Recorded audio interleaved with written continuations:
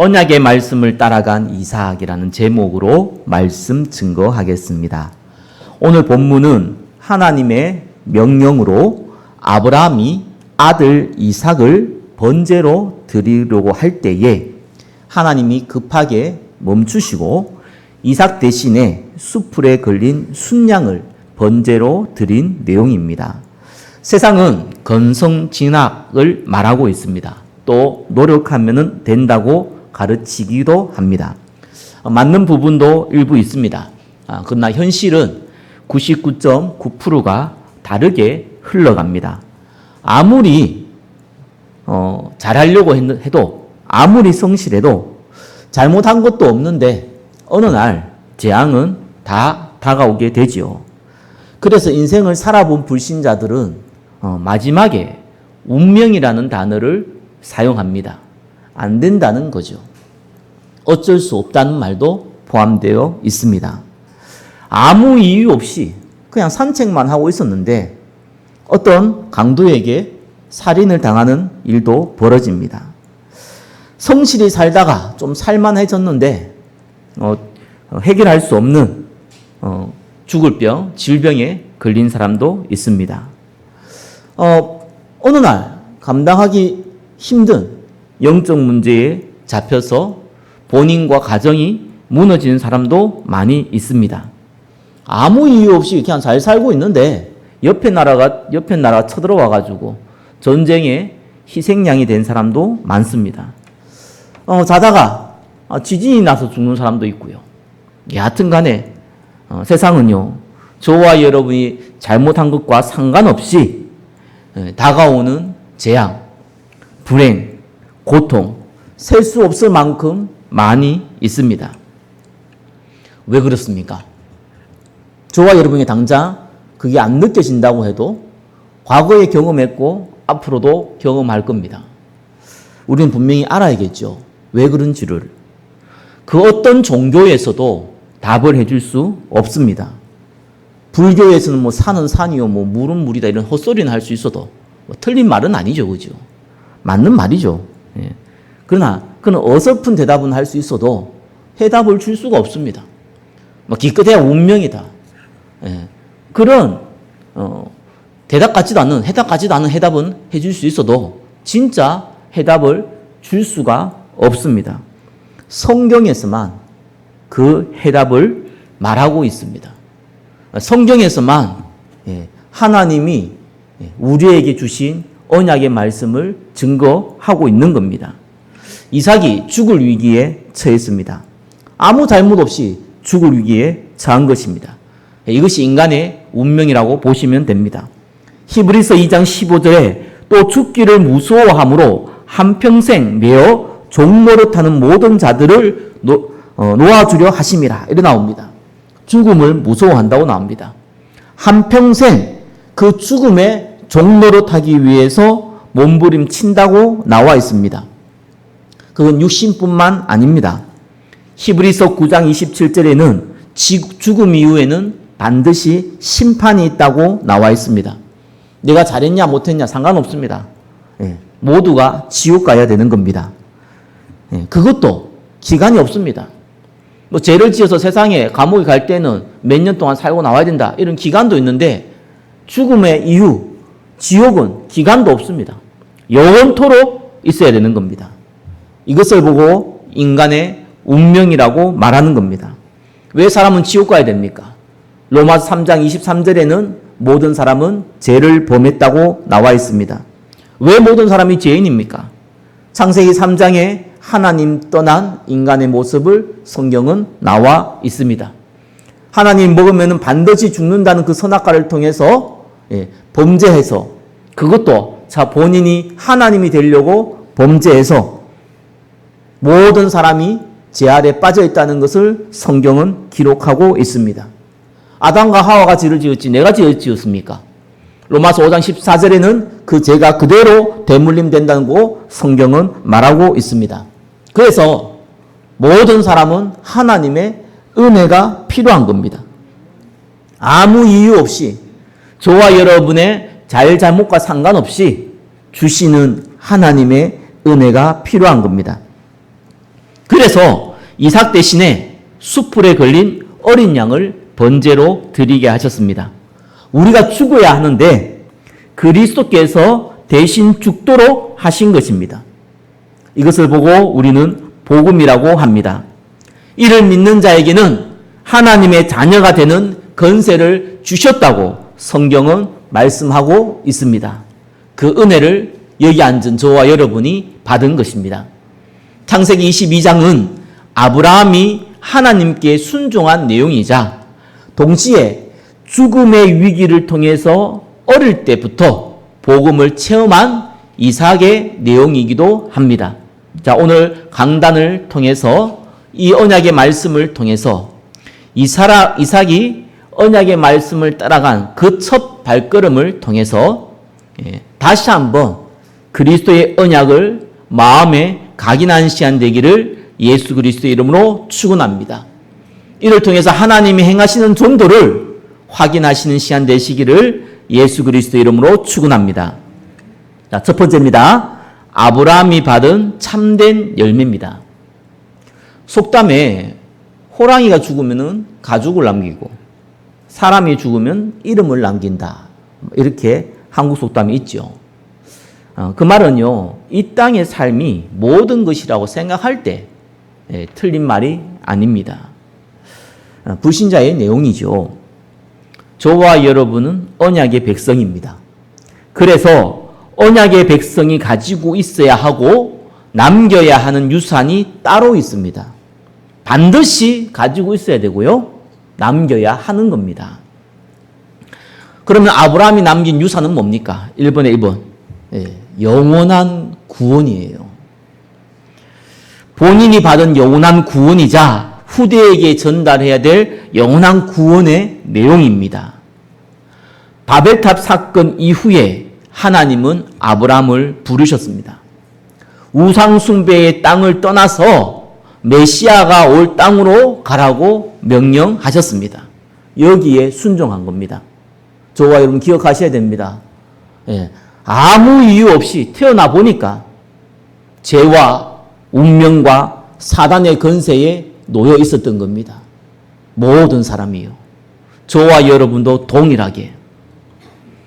그런 저와 여러분들을 그리스도께서 부르신 겁니다. 십자가에서 죄와 사단과 운명의 권세를 끝내시고 우리를 부르신 겁니다. 그 부름에 응답한 사람들이 이 자리에 모여 있는 것입니다. 자, 그래서 저와 여러분은 실패라는 것이 없습니다. 실패처럼 보이는 일은 있어도 구원받은 백성은 로마서 8장 28절에 모든 것이 합력해서 선을 이룬다라고 약속하셨습니다. 저와 여러분의 과거의 상처가 사실은 그와 같이 상처받은 사람들이 그와 비교가 안 될 만큼 상처받은 사람들이 가득합니다. 그래서요, 그 영혼을 사랑할 수 있는 하나님이 통로를 주신 거예요. 상처받지 못한 사람은 상처받은 사람을 이해하기 어렵습니다. 고통받지 못한 사람은요, 고통받고 있는 사람을 이해하기 어려워요. 물론 말로는 얼마든지 이해할 수 있죠. 그러나 공감하기 어렵습니다. 하나님께서요, 우리가 모든 걸 체험하고 경험할 수는 없어요. 그러나 우리에게 주어진 과거의 상처는 한 영혼을 사랑할 수 있는 축복된 통로임을 믿으시기 바랍니다. 영적 문제가 있습니까? 여러분, 그건 발판이 돼요. 영적 문제를 모르면은 사실상 천사, 사단, 귀신, 하나님 이 단어를 형이상학적으로 이해할 뿐이지 실감이 없어요. 그래서 무당하다가 돌아온 사람은요, 귀신, 사단 얘기하면요 금방 알아들어요. 왜 그렇습니까? 본인이 직접 당해봤으니까. 그렇죠? 모든 사람이 크고 작은 영적 문제 있어요. 그거는요, 사실상 복음자는 전도자의 발판이 되는 겁니다. 저와 여러분의 발판은 뭡니까? 그리스도의 복음이자. 그죠? 이 복음을 복음답게 이 복음이 정말 귀하다는 것을 알게 한 저와 여러분이 당한 영적 문제이기도 합니다. 그건 발판이에요. 불신자에게는 운명이지만 구원받은 백성에게는 발판입니다.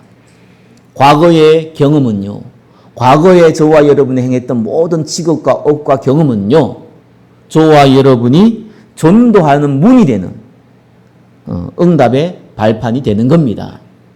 그래서요, 하나님은 합력해서 선을 이룬다고 하셨습니다.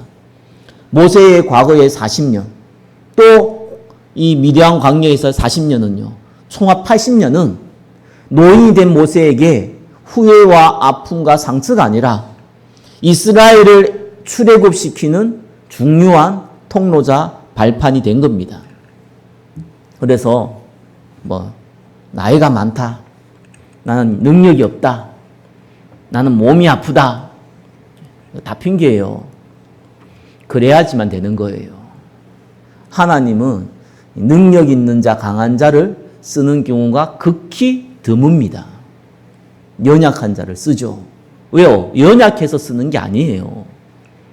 그리스도를 의지할 수 있기 때문에 사용하시는 겁니다. 노인 모세 80대 먹은 노새가 내가 한번 해보겠다. 하나님 쓸 수 없어요. 이미 힘이 다 빠졌어요. 기력이 다 빠졌어요. 과거에 있는 모든 경험들이 상처와 아픔이에요. 그래서 그리스도를 의지할 수 있는 겁니다. 능력이 있는데 그리스도를 의지한다. 하나님은 더 크게 쓰실 겁니다. 나이가 있고 경험이 있는데 하나님의 능력을 더 의지한다. 그러면은 하나님이 더 큰 그릇으로 사용하실 겁니다. 저와 여러분에게는 실패가 없죠. 그래서 마지막은 어디입니까? 저와 여러분이 마지막 끝나는 육신의 몸을 벗어나는 그날 영원한 천국이 기다리고 있습니다. 묻지도 않고 따지지도 않습니다. 영접하는 자 곧 그 이름을 믿는 자는 하나님의 자녀가 되었기 때문에 그렇습니다. 이미 십자가에서 예수님이 다 해결했기 때문에 그렇습니다. 그래서 불신자는 모든 사람이 심판받는데 구원받은 백성은 패스가 되는 겁니다. 통과되는 거예요. 그게 저와 여러분의 마지막이고 영원하고 확실한 축복입니다. 그래서 저와 여러분 실패가 있을 수 없는 겁니다. 죄와 죽음과 사단, 인간의 운명이에요. 그게 인간의 운명입니다. 아담과 하와가 범죄한 그 선악과 사건이 인간의 운명이에요. 저와 여러분이 보지도 못하고 듣지도 못하고 경험하지도 못했는데 성경에 기록하고 있잖아요. 그래서 인간은 해결할 수 없는 거예요. 운명을. 그래서 그 운명을 바꾸는 유일한 방법이 그리스도라는 겁니다. 십자가에 죽으시고 부활하신 그리스도를 붙잡는 겁니다. 아브라함이 이 받은 참된 열매 두 번째가 뭡니까? 증인이에요. 저와 여러분이 이름을 남기는 게 아니고 증인이 되는 겁니다. 그것이 아브라함이 남긴 가장 축복된 열매 중에 하나입니다. 아브라함이요, 의식주 흑정이 돼가지고 이 가뭄이 일어나니까 가나안 땅에서 애굽 땅으로 내려갔습니다. 차라리 그냥 이 갈대아 우르에 있지, 하란에 있지. 왜 가나안 땅에 갔습니까? 하나님이 가라고 해서 갔잖아요. 그렇잖아요. 그러면은 거기서 그까지 갔으면은 집도 뜻도 없고 그냥 다 버리고 갔는데 그럼 거기 있어야 될 거 아니겠습니까? 물어보지도 않고 당장 먹을 거 입을 거 그것도 당장 오지도 않았는데 걱정돼가지고 내려갔잖아요. 가보니까 이거는 왕국이라. 아브라함은 족장이네. 그건 왕국 시대예요. 애굽 왕이 있어요.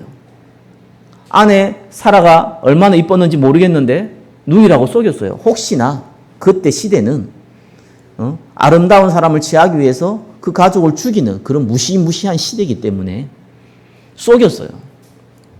그래서 또 자기 아내를 빼앗깁니다. 하나님 막 다이렉트로 역사해요. 직접적으로.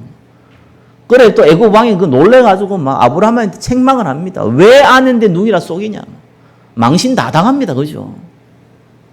그런데 그렇게 망신당했는데 아브라함은 재산의 축복을 받았고요.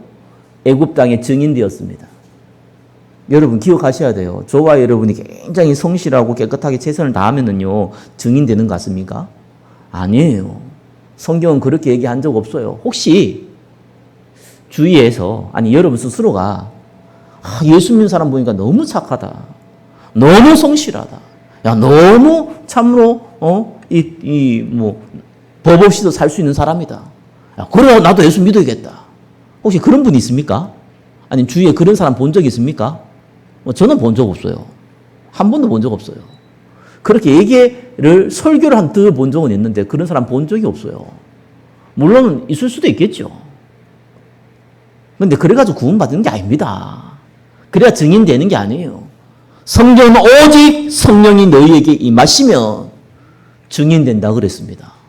저와 여러분이 성령이 이미 임했어요. 그래서 아브라함이요, 쪽팔리고 부끄럽고 망신당한 일을 해도요, 거기에서 증인되는 겁니다. 구원받은 백성은요, 불신앙해도 증인돼요. 실수를 해도 증인돼요.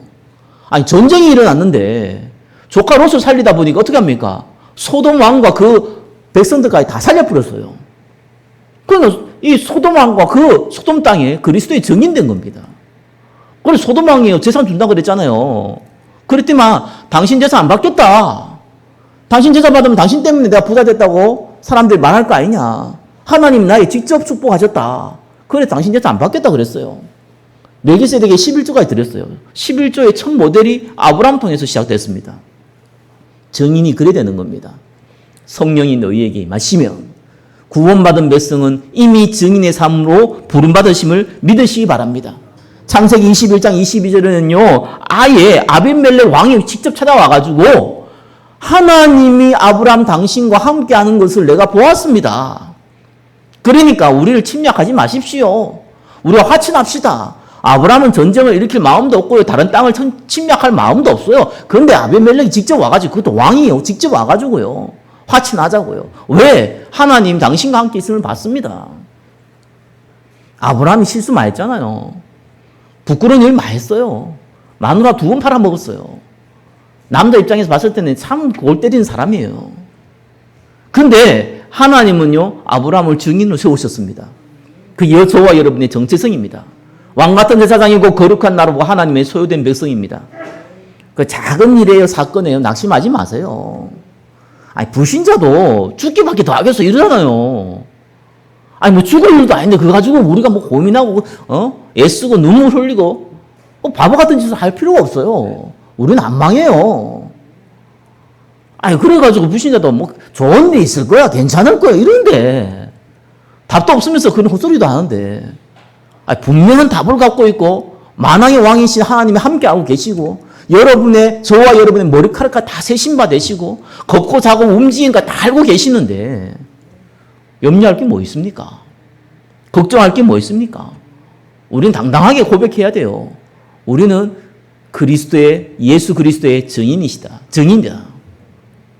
그게 저와 여러분의 정체성입니다. 초대교회는요, 참 예수님 십자가에 못 박힐 때, 야, 다 도망갔잖아요. 진짜. 그 수제자는 베드로도 다 도망갔잖아요.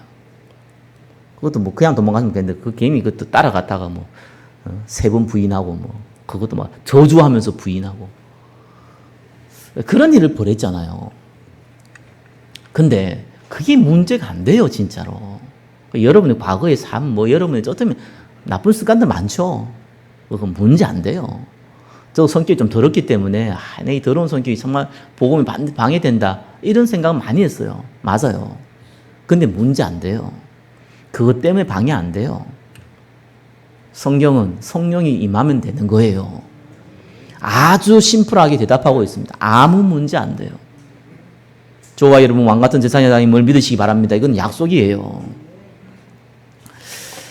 그래, 초대교회는 그래가지고요, 예수님 부활하신 거 보고 또 와가지고요, 은혜 받고 예수님 기다리라 가지고 좀 기다리고. 근데 어떤 일이 벌어졌습니까? 단번에 3,000제자 몰려들었습니다. 증인돼 버렸어요. 저와 여러분의 조건과 상관없이 하나님이 전도의 문을 여심을 믿으시기 바랍니다.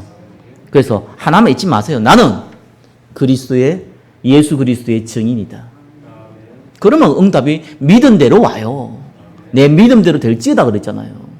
엉뚱한 거 믿지 말고 그리스도께서 말씀하신 걸 믿으시길 예수 그리스도 이름으로 축원합니다. 그리고 세 번째 뭡니까? 이삭을 남겼어요. 제자 이삭이죠. 창세기 21장 3절에 보니까 사라가 아들을 낳았고 그 이름을 이삭이라 했습니다. 이삭의 뜻이 웃음이란 뜻이잖아요. 아브라함도 비웃었고요. 사라도 비웃었어요. 뭐라고 할 때? 하나님이 하신 말씀을 듣고 비웃었다니까요. 믿지 않았다니까요. 헛웃음이 나왔어요. 100세가 넘었는데, 사라가 90세가 넘었는데, 아들을 가질 거라 그러니까, 참. 말이 되는 얘기를 해야지. 이렇게 이제 웃었단 말이에요. 그 천사가요, 이 사라 보고, 너 왜 웃냐? 이러니까요. 사라가 놀라가지고, 나 안 웃었다 그랬어요. 아니다, 네 웃었다. 이걸 성경에 기록하고 있습니다. 본인이 웃어놓고 놀래가지고, 또 천사한테 들키니까 그것도 놀래가지고, 안 웃었다, 거짓말해보고, 순간적으로. 또 천사는 그거 가지고 또 굳이 따져가지고, 너 웃었지 않냐? 이래가 따지고 있고. 성경이 그렇게 기록하고 있다니까요. 왜 그런 쓸데없는 기록을 다 합니까? 이삭이라는 단어 때문에 그래요. 하나님은 반드시 응답을 주시는데 아브라함의 언약을 그대로 전달받아가지고 전달할 제자를 하나님이 아브라함에게 붙이신 겁니다. 제자는 타고난 겁니다. 제자는 만들어지지 않아요. 제자는 타고나는 거예요. 100% 타고나는 거예요. 절대로 만들어지지 않습니다. 제자는 훈련이 필요합니다. 왜요? 제자화가 되기 위해서. 그러나 제자는 타고나는 거예요. 만들어지지 않아요. 타고난 사람들이 제자화 되는 겁니다. 그래서요, 예수님이요, 수많은 병자들을 고치고, 귀신 들린 자, 중풍병 든 자, 다 고치면 그들과 함께하고, 위로하고 도우셨잖아요. 그래도 예수님은 거기에 관심 없었어요. 수많은 군중들이 따라가는데 거기에 관심 없었어요. 12제자와 70인 제자에게만 관심이 있었어요. 그들만 항상 따로 불렀어요. 왜 그렇습니까? 제자가 아닌 사람은 당대에 끝나요. 제자인 사람들은 그 언약을 다음 세대에 전달해요. 그래서 예수님이 12제자와 70인이 필요했던 거예요. 결국 그 복음이 그들을 통해서 후대들에게, 모든 민족에게 지금 2022년을 살고 있는 저와 여러분에게도 동일하게 전달되어진 겁니다. 하나님의 은혜죠. 참 제자는 신기해요. 제자의 특징이 있잖아요. 제자의 특징은요, 복음의 말씀을 들을 수 있어요. 그 신기한 겁니다. 여러분, 복음이 얼마나 쉽습니까? 십자가와 부활이 얼마나 쉽게 쉬운 내용입니까? 아니, 아무리 머리 나빠도요, 몇 번만 들으면 다 아는 내용이요. 복음이 내용이에요. 근데 그 내용을 듣고요, 기쁘고 감사하고 즐겁고, 그게 제자예요. 제자는 또 그거 가지고 지속할 수 있어요. 저와 여러분이 제자로 부르심을 믿으시기 바랍니다. 왜 그렇게 얘기한 줄 압니까? 우리 강단이 다 복음 얘기밖에 안 하니까. 그렇기 때문에요, 제자로 부름 받은 게 맞다니까요. 왜 복음의 내용만 얘기하는데 그게 쉬운 것 같아도요, 지속 못해요. 안 들리기 때문에 그래요. 안 들린다는 게 한국말을 못 알아들어서 제 사투리가 심해가지고 못 알아듣는 게 아니라 관심이 없으니까 안 들리는 거예요. 그러니까 지속을 못하는 거죠. 지속할 수 있다는 게 하나님의 은혜입니다. 제가 짧은 목회 기간을 가졌지만 한 15년, 한 16년 가졌네요. 단독 목회만 한 10년이 넘었는데 하면서 제가 본 게 하나 있어요. 제 개인적으로 고백이 이렇게 좀 배경을 가지고 시작하면 좋겠는데, 저쪽에 어떤 교회도 보니까 80년대에 100억 가지고 시작했다 하더라고요. 그러면 쉽게 할 수 있겠죠. 너무 저는 배경이 없어요. 돈도 없고 사람도 없고. 그러니까 없으니까 제가 딱 생각하기에는 상식적으로 생각해 보면은 제가 상가에서 세상 말로 교회당을 차려놓고 설교를 하는데 누가 오겠습니까? 안 와요. 올 수가 없어요. 그죠? 세상 사람들은 올 수 없어요. 종교인들은 올 수 없어요. 그래, 좀 큰 교회나 이런 데 있어야 가지. 일반 종교인들은 오든 못해요. 안 와요, 절대로. 왔다 가요도. 그래도 오는 사람도 있어요, 그죠? 와도 얼마 모이다 가요. 두 가지 이유 때문에 그래요. 제가 이게 딱 보니까 결국 저는 개인적으로, 상식적으로 복음 말씀 증거하는 거 외에는 다른 걸 할 수가 없어요. 다른 거 할 수 있는 배경이 없어서 그래요. 제가 못하는 게 아니고 배경이 없어서 그래요. 배경이 있으면은, 쉽게 말하면 돈 있으면은, 제 수중에 한 50원만 있어도 얼마든지 다른 방법 쓸 수 있어요. 교회 부흥시키는 건 아무것도 아니에요. 그 경제 가지고 가는 거. 못하는 사람이 바보예요. 그럼 전 배경이 없단 말이에요. 아니, 교회 부흥시키는 것도 목적도 아니에요, 저한테는. 그러면, 복음 말씀 알아듣는 사람 찾는 것이 제 목적이에요. 뭐, 그게 하나님 방법이죠. 그래서 저는 복음만 말하는 거예요. 그래서 하나님이 사람을 부르시는 거죠. 그리고, 다른 내용 하면은, 배경이 있으면 다른 내용 해도 돼요. 신비주의, 박애주의, 인본주의 뭐 다 해도 돼요. 그래도 일이 다 돼요. 그럼 종교인들이 모이겠죠. 근데 저는 배경이 없기 때문에 다른 얘기하면 종교인도 안 모여요. 복음 받을 사람도 안 모여요. 그럼 말로고 망할 짓을 합니까? 그래서 저는 복음만 말하기로 했어요. 복음만 말하니까 제가 짧은 목회 기간 동안 느낀 게 있어요. 복음을 관심 없는 사람은 못 살아남아요. 잊지를 못해요. 그래서 우리 교회에서 제가 냉정하게 얘기한 게 아니거든요. 제가 여러분보다는 기도 많이 합니다. 그리고 정말 중보기도 많이 해요. 그래서 제가 특별하게 막 연락하고 이런 적 한 번도 없어요. 안 해요. 이유가 있어요. 제가 원래 개인적으로 막 말해갖고 상대에게 굉장히 유머 감각하게 또 재미있게 또 위로를 주고 이런 캐릭터도 안 될 뿐더러 그걸 못할 뿐더러 오래 해보니까 다 망치더라니까요. 그렇게 해서 남을 사람이면은 이 교회는 남을 수가 없어요. 복음 전하는 것도 어쩔 수가 없어요. 복음의 말씀 들어야 돼요. 내가 너무 이상한 짓만 하면 되겠다. 나는 속으로 그 생각했어요. 틀린 말 아니거든요. 여러분 기억하셔야 돼요. 여러분이 왜 제자로 부름받은 사람이 맞느냐? 제가 여러분한테 무슨 특별하게 뭐 로비를 한 적이 있습니까? 또 속된 표현으로 정말 여러분에게 일일이 신방해가지고 위로하고 찾고 도와준 적이 있습니까? 저는 안 하기로 작정을 했거든요. 나빠서 안 하는 게 아닙니다. 왜? 복음 따라가야 되기 때문에. 저의 위로를 통해서 응답받을 사람은 뭐 필요 없는 건 아니죠. 무슨 일이 터지고 하면 저도 당연히 상식적인 일을 하죠. 그러나 저의 적극적인 위로와 저의 적극적인 구애를 통해서 남을 사람은 어차피 떠날 사람이에요. 왜? 복음 말씀 전하기 때문에. 근데 신기합니다. 복음 말씀은 알아듣는 사람은 다 따로 있습니다. 이 제자입니다. 그게 여러분입니다. 저와 여러분, 저가 그렇게 배웠고 여러분도 그렇게 응답받고 있는 겁니다. 하나님의 은혜 받은 백성이죠.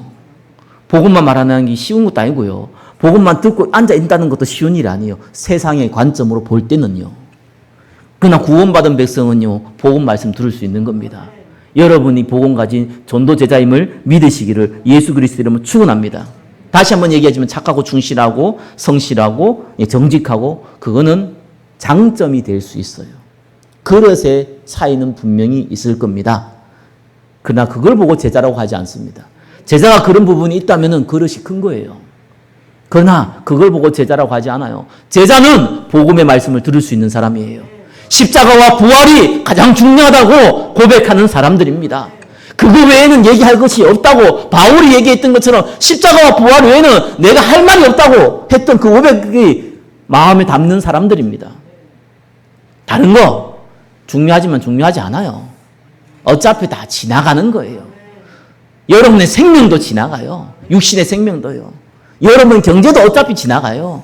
여러분의 문제 사건도 어차피 다 지나가요. 남는 건 그리스도밖에 없습니다. 거기에 증인으로 저와 여러분이 부름받은 겁니다. 아브라함이 제자 이삭을 남겼어요. 한 명만 남겨도 되는 거예요. 2022년도에 저와 여러분이 한가정 전도운동 할 때에 제자 한 명만 남기셔도 됩니다. 그 응답을 누리시기를 예수 그리스도 이름으로 축원합니다. 두 번째 뭡니까? 언약의 말씀을 따라간 이삭입니다. 이분의 앱은 아브라함이 주신 언약에 순종한 이삭이에요. 아들이 아버지께 이렇게 물었죠. 불과 나무는 있거니와 번제할 어린 양은 어디 있나이까? 이때 이삭의 나이가 청소년 때입니다. 힘이 있을 때죠. 아브라함이 뭐라고 얘기했습니까? 네 아들아, 번제할 어린 양은 하나님이 자기를 위하여 친히 준비하시리라. 만약에 아브라함이 이때 이렇게 얘기하지 않고 하나님이 너를 바치라고 했다라고 했으면 이삭이 어떻게 했을까요? 저는 그래도 순종했다고 보여집니다. 왜냐하면요, 9절에 뭐라고 얘기하니까 하나님이 그에게 일러주신 곳에 이른지라 이에 아브라함이 그곳에 제단을 쌓고 나무를 버려놓고 그의 아들 이삭을 결박하여 제단 나무 위에 놓고 이랬습니다. 아니 110살, 110 몇 살이 된 이 노인이 힘이 왕성한 청소년을 지금 묶는다니까요. 이거는 이삭이 순종하지 아니하면 불가능한 거예요. 이삭이 아브라함에게 순종한 게 아닙니다. 사실은요. 아브라함이 섬기는 하나님께 순종한 거예요. 그렇죠? 여기서부터 시작되었습니다. 저와 여러분 언약의 말씀 따라갈 때요. 말씀을 순종한다는 게 뭡니까? 말씀을 믿는 거예요. 다른 거 믿지 마시고 구원받은 언약의 백성이다. 저와 여러분에게 주신 사명은 전도와 선교밖에 없다. 나머지는 이를 위해 모든 것을 활용할 뿐이다. 성령 충만 임해서 증인되게 할 것이다. 그거 믿으라니까요. 나머지 다 더해주잖아요. 나머지 다 시간표에 따라서 또 그릇의 차이가 있잖아요. 그릇에 따라서 하나님이 응답을 주시는 겁니다. 그러고 나서요. 이번 뭡니까? 희생제사를 체험한 이삭입니다. 죽이려고 했는데 하나님 급하게 막으시죠. 그리고 죽이지 말라 그랬죠. 네가 아들 죽일 만한 금방한 믿음을 봤다는 거예요. 그런데 사실 하나님이 아브라함이 이삭을 죽이라고 번제로 드리라고 했을 때에 아브라함이 순종한 걸 몰랐겠습니까? 알았어요. 그건 몰랐다면 하나님이 아니죠, 일단은. 그죠? 아브라함 스스로 확인하라는 거예요. 근데 그보다 더 중요한 게 있습니다. 이삭이에요. 이삭이 사실은 아버지 따라서 하나님께 예배 드리는 걸 배웠잖아요. 그거밖에 없었어요. 이삭이 본인에게는 그냥 어릴 때부터 들은 내용이고 아버지가 하니까 따라했던 내용이에요. 그런데 죽음의 위기 앞에서 지금 청순 시간표에 닥쳤단 말이에요. 이건 다른 얘기죠. 죽음의 위기를 경험한 거예요. 물론 본인이 순종했지만 그 위기를 지금 본인이 당한 거잖아요. 이때입니다. 이때 하나님의 음성을 들었죠. 그리고 그렇게 아브라함을 통해서 들었던 그리스도 메시아 언약, 우리를 위하여 대신해서 십자가에 죽으실 그 그리스도, 그걸요 수풀에 걸린 이 순양을 통해서 확인한 겁니다.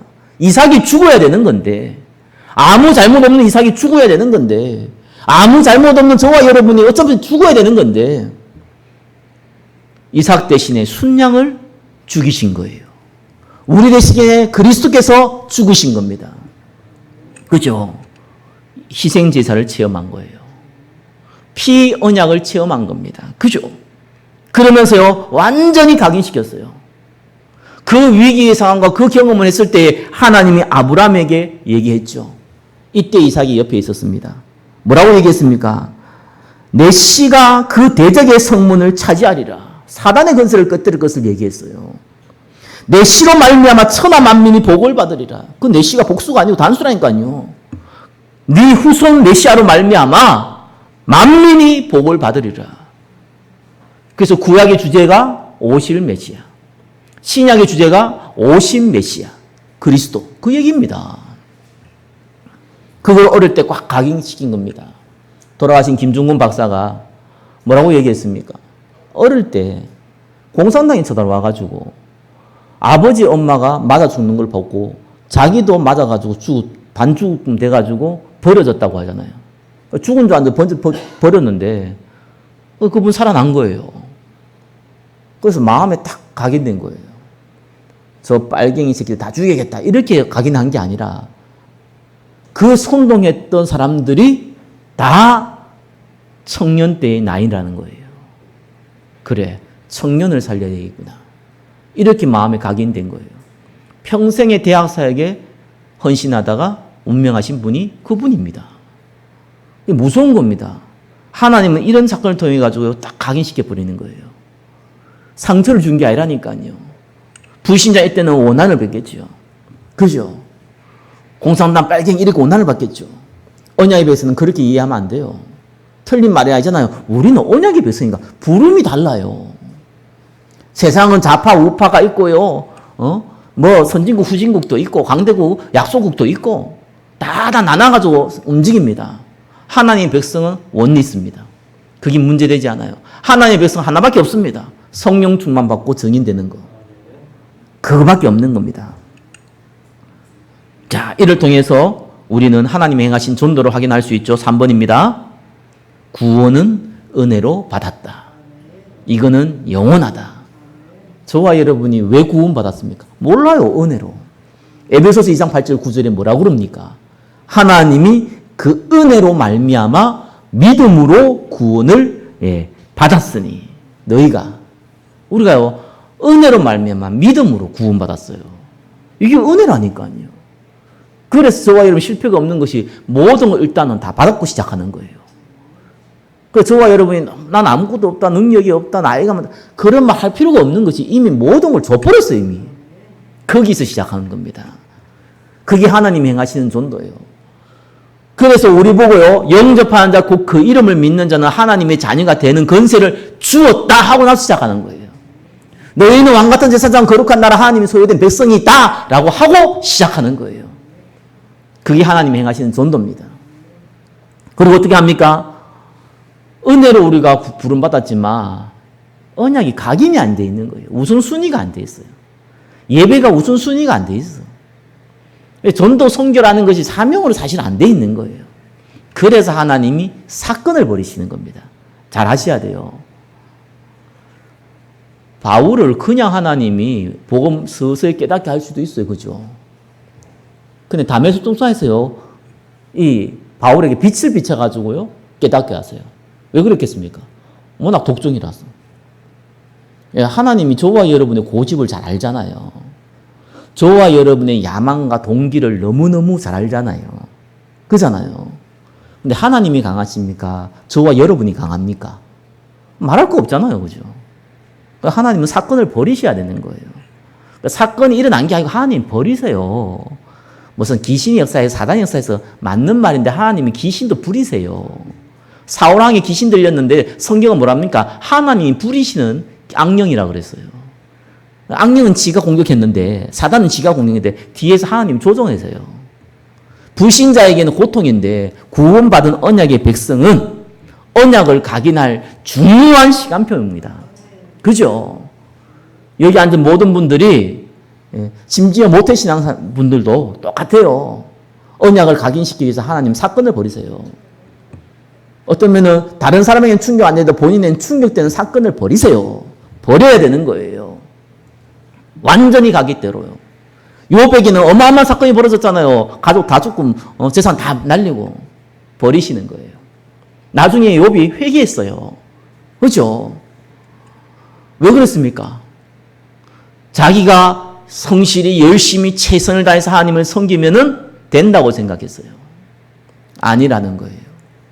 하나님의 은혜로 구원받은 거예요. 그래서 욥이 주신 자도 여호와고 가져가신 자도 여호와고 그죠? 하나님께 영광 돌린다고 얘기했습니다. 하나님께는 이런 일이 많다고 했습니다. 하나님 사건을 통해서 저와 여러분에게 언약을 각인시키는 거예요. 그리스도만이 나의 주인이시다. 전도와 선교 외에는 나의 사명이 없다. 그거를 딱 우리에게 심기시는 겁니다. 저와 여러분이 그 응답의 자리에 있음을 믿으시기 바랍니다. 그러면서 하나님이요 그 응답 받을 경제를 주시는 거예요. 의외로 예수 믿는 분들 중에 경제를 우습게 여기시는 분들 많아요. 대부분 사람들은 경제를 또 너무 우상처럼 받들이고 그래서 만몬신앙 하잖아요.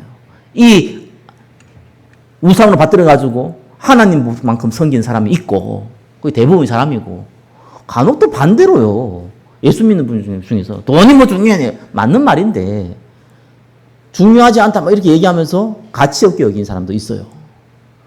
그래서 청렴주의 이런 사상이 들어가가지고 희한하게 돈 없이 여러분 하루만 살아보세요. 못 살아요. 경제 그래서 불신자들이 좋아하고 구원받은 백성도 좋아하는 겁니다. 근데 성경에서는 그런 경제 얘기 안 해요. 왜요? 모든 사람에게 달란트 줬어요. 먹고 살 수 있는. 심지어 거지한테 빌어먹을 수 있는 달란트도 줬어요. 그 달란트대로 살면 되는 거예요. 거기에 왜 하나님이 특별 경제가 필요합니까? 특별 경제는 이유가 있어야 되는 거예요. 이삭은 어릴 때 언약이 각인됐습니다. 증인돼야 돼요. 그죠? 하나님은 언약이 각인된 사람을 통해서 역사를 하시거든요. 증인되려는데 경제가 없으면 됩니까? 있어야지요. 여러분 해외 선교 3명 섬기려고 그래도요. 여러분이 먹고 쓰고 빼고 한 가정 섬기려고 해도 한 300에서 500이 필요합니다. 최소. 여러분들이 헌금할 수 있는 것이 한 가정 선교사만 섬기려 해도 최소한 500만 원 이상 여러분들이 헌금을 해야 돼요. 다른 헌금 말고 선교 헌금만은 못 하잖아요. 왜 그럴까요? 가난하니까. 간단한 거죠. 이유가. 그래 성경은요 100배의 축복을 그때 말씀하시는 겁니다. 100배의 응답 못 받으면은 절대로 선교 못 해요. 그냥 먹고 사는 거 겨우 하는 것이지 못 한다니까요. 아니 그럼 어떻게 100배 봅니까? 이런 이상한 소리 하는 사람이 있는데 성경은 나와 있어요. 여러분이 거기에 주역으로 하나님 부르셨다고 성경은 약속하고 있어요. 믿으세요. 성전 놓고 여러분 기도하실 때 빛의 경제를 찾지 말고요. 그러면 자꾸 왜곡한다니까 내가. 부자 되는 걸 자꾸 원해요. 로또 당첨되는 걸 자꾸 원한다니까요. 그게 욕심입니다. 빛의 경제 통로를 잡으세요. 무슨 말입니까? 간증했잖아요. 어떤 한 친구가 성전을 주는데 돈이 없는 거예요. 자기가 돈 들어올 수 있는 여러 가지 통로가 있어요. 그죠? 그 중에 하나를 딱 잡은 거예요. 영업하는 친구인데 하나를 딱 잡았어요. 많은 영업 중에서 영업마다 커미션이 나오잖아요. 한 영업만 딱 잡았어요. 거기에 나오는 걸 내가, 왜냐면 잘 먹고 살아야 되니까. 거기에 나오고 그것도 신규로 뚫은 곳이라. 그걸로 내가 건축 헌금하겠다. 이렇게 한 거예요. 하나님이 거기에다 복을 준 거예요. 이분의 고백이 난 부끄럽다 하더라고요. 자기는. 난 너무 부끄럽다. 돈 안 될 것 같아서 그거 했다는 거예요. 마음에 작정했다는 거예요. 하나님 거기에 복을 주셨다는 거예요. 하나님 살아계신 귀한 체험을 했다. 이렇게 얘기하더라고요. 맞는 얘기죠. 빛의 경제 통로를 잡으시기를 예수 그리스도 이름으로 축원합니다. 말씀을 맺겠습니다. 이삭이 어릴 때 언약이 각인되어지고 세계복음화에 쓰임받았습니다. 저와 여러분들이 늦지만 늦지 않습니다.